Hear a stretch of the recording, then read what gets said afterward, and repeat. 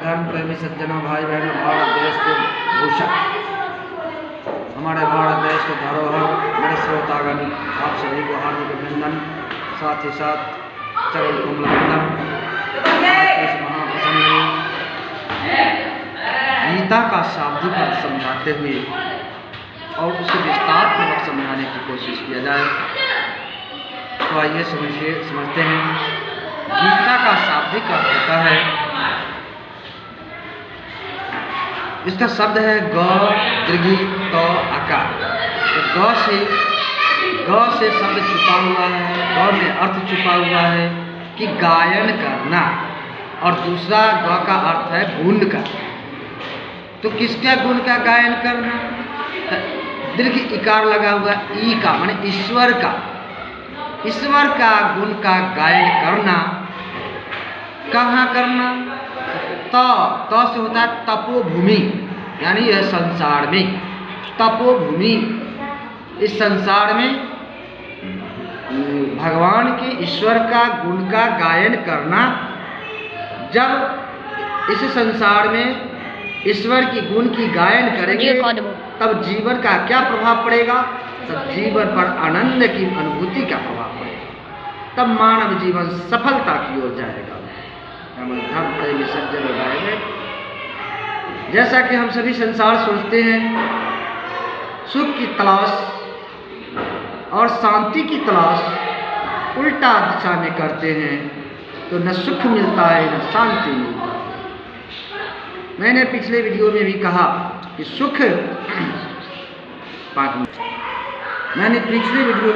सरकार कि सुख और शांति में अंतर है, थोड़ा सा अंतर है। सुख हमारे भौतिक साधनों से मिलता है, लेकिन शांति हमारे मन की उपज है, शांति हमारे मन की अनुभूति है। शांति की उत्पत्ति हरि के चरण से है, हरि के उन नामों से है, हरि के उन दिव्य नामों से है। उनके चरणों में मन को टिकाए रखना ही शांति की अनुभूति होता है। शांति की कगार, शांति की रास्ता मिलता है, शांति की राह मिलता है। अब उदाहरण के लिए समझा जाए, यदि सुख की अनुभूति पूरे भौतिक साधन से है, कार, मारुति, जितने भी साधन है हमारे भौतिक साधन। भौतिक किसको कहते हैं? जिसका नाश होता है, जिसका नाश जल्दी होता है।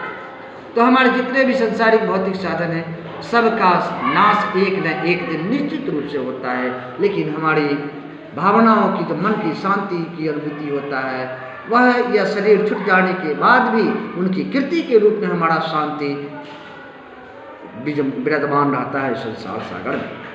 धर्म ध्वजा के नीचे लहराता हुआ हमारा शांति, हमारा कीर्ति अमर रहता है। इस संसार में उसी का कीर्ति अमर है जिसने भी शांति को, मार्ग को अपनाया है, शांति को अपनाया है, हरिचरण की अपनाया है।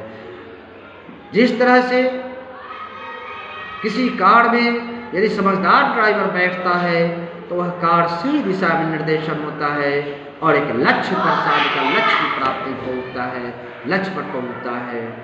और जिस कार में होशियार ड्राइवर नहीं होता है, वह आधे रास्ते में ही टकरा कर इधर उधर छत विक्षत हो जाता है, उद्देश्य लक्ष्य की प्राप्ति नहीं कर पाता है। मेरे धर्म प्रेमी सज्जनों, भाई बहनों, इसी तरह से जीवन में जब शांति के मार्ग अपनाएंगे, किसी दिव्य नाम को अपनाएंगे, जिस नाम में मेरा श्रद्धा बनता है, जिस नाम से मेरा मन में प्रेम बनता है, वैसे नाम को भी अपनाकर और याद करके भजकर वह मन की शांति की अनुभूति की जा सकती है।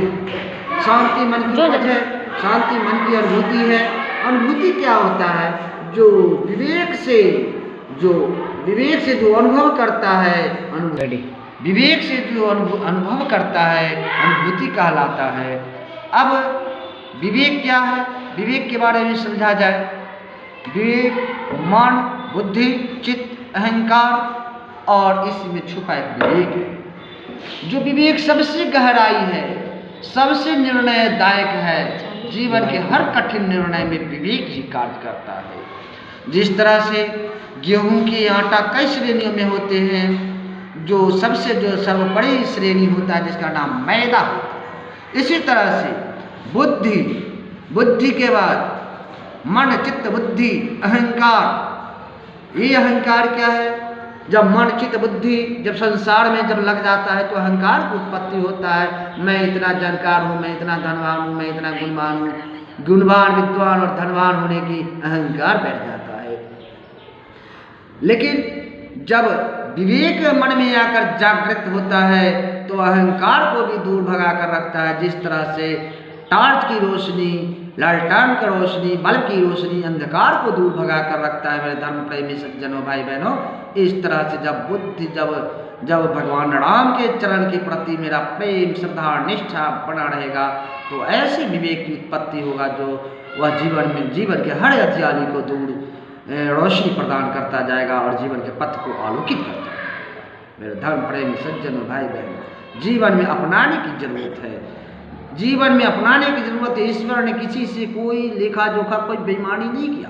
देने में हर गुण देने में संपन्न कर दिए। एक सर्वस्व गुण, सब कुछ एक भाव से देकर उन्होंने भेजा है। लेकिन बस जरूरत है संसार में आकर गुरुओं की खोज करके और उस शक्ति को जागृत करने की जरूरत है।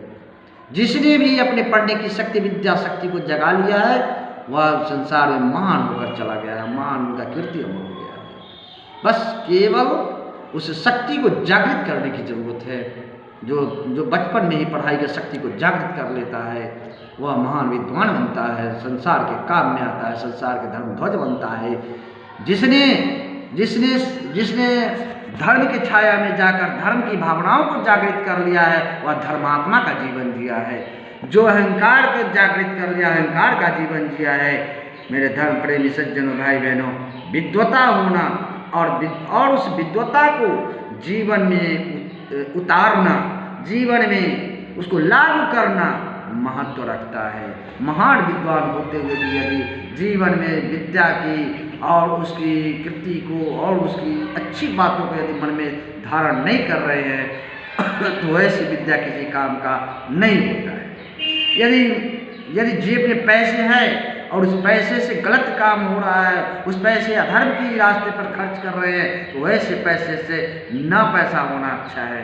यदि विद्वानों ने कहा कि धन की 3 गति होता है, दान, पुण्य और ज्ञान, और अंत में नाश होता है, भोग होता है। अब अच्छे कर्जों में यदि काम कर रहे हैं तो वह अच्छी भोग की उत्पत्ति में जाता है। यदि उसी पैसे से किसी को सताने का काम हो रहा है तो वह जैसे कुमार्ग पर खर्च हो रहा है। ऐसे धर्म को ऐसे रास्ते पर धन की खर्च नहीं करना चाहिए। विद्वानों ने कहा कि जीवन को एक सही दिशा निर्देश करना चाहिए। हमारे मन मंदिर, हमारे मन रूपी कार में यदि ईश्वर की नाम रूपी ड्राइवर बैठा रहेगा तो वह विचार रूपी गाड़ी हमेशा सदमार्ग पर ही चलेगा, हमेशा सदमार्ग की दूरी तय करेगा। और यदि कुबुद्धि रूपी ड्राइवर मन पर आकर बैठ जाएगा तो मन रूपी कार हमेशा बुराइयों की खड़हड़ में ही जाकर गिरेगा और ऐसे गिरेगा कि फिर पुनः संभल नहीं पाएगा। इसलिए मेरे धर्म प्रेमी सज्जनों, भाई बहनों, अपनी मन के यदि मुख्तार बनाना है, मालिक बनाना है तो किसी दिव्य नाम को बनाइए जिस नाम से आपको अति प्रेम बढ़ता है। इस वाणी को विस्तार रूप प्रारूप न देते हुए अब वाणी धीरे धीरे विराम की ओर जाएगा। आप सभी को हार्दिक अभिनंदन, स्वागत, कोटि कोटि नमन, नमस्कार। और साथ ही साथ यदि अच्छा लग जाए मेरे धर्म प्रेमी सज्जनों, भाई बहनों, तो मैं हमेशा प्रार्थना इतना जरूर करता हूँ कि इसको लाइक शेयर जरूर करेंगे। जय जय श्री सीताराम, नमः।